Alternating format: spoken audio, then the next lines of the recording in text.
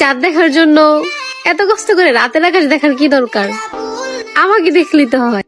জীবন সঙ্গিনী কেমন হলে চলে? জীবন সঙ্গী ৩-৪টা লাগে না, মনের মতন ১০-১২টা হলেই চলে।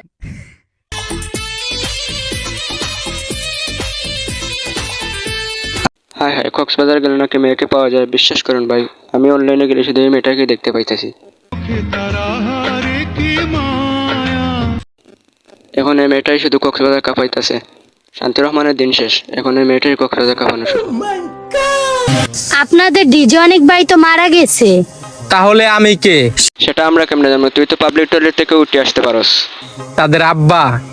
আপনাদের এই মিথ্যা গুজবের জন্য আমার মা আমার দ্বারে ফোন দিয়া কান্না করছে।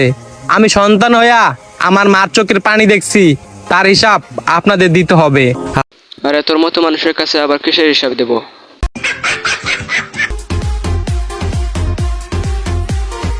হায় হায়, এটা আবার কেমন মেকআপ? যেহেতু আমাদের বাংলাদেশ ডিজিটাল বাংলাদেশ, সেহেতু এরকম একটা হবেই স্বাভাবিক। ঠিক আছে কেটে লাইছে রে, একটু গানে কাটছে যে বাপ নিতে আসছ রে ভাই। কাটটা দেওয়ার বেত না, তুই কি বুঝবি? যার কাটে হেই বুঝে। আসলে কাটটা ফেলার ব্যথা আমরা কি বুঝো? ঈদের দিন সালামি দিবেন না সেটা তো ভালো করেই জানি, অন্তত কিছু শাড়ি পরা পিক দিয়ে। আরে পাকনা, তোদের বয়সে তো আমরা মাঠে খেলাধুলা করি, আর তোরা কিনা মেয়েদের কাছে ঈদের দিনের শাড়ি পরা পিক চাস। নিজের কাছে যেন নিজেকে সুন্দর লাগে, এই জন্যই মেয়েরা সাজে। তোমার মতো মফিসকে ইমপ্রেস করার জন্য না। সবই আমি বুঝলাম, তবে তুমি ছেলে না মেয়ে সেটা তো আমি বুঝতে পারতেছি না। কি হলো? ঘুমটাকে একটু খুললো, তোমার চাঁদ মুখটা একটু দেখি। হ্যাঁ খুলো, আমরাও একটু চাঁদ মুখটা একটু দেখে নেই। আমার শরম করে, আপনিই খুলুন। বিসমিল্লাহ। কথা হচ্ছে, আমি বলেছিলাম কোন দেশে যাব, তোমরা বেশিরভাগ মানুষই বলেছো জনি দাদার দেশে যাও।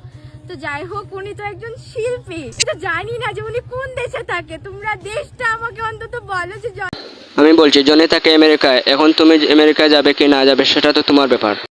এটা সরি বলে ফেললেই হয়, আমি তো ভুল করে খেয়ে ফেললাম। সরি বললে কি সব সমস্যার সমাধান হয়ে যায়?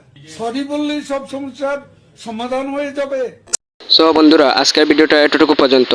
ভিডিওটা আপনাদের কাছে কেমন লাগলো কমেন্টে বলে যাবেন, আর অবশ্যই আমাদের চ্যানেলটাকে সাবস্ক্রাইব করে যাবেন আর পাশে থাকবেন।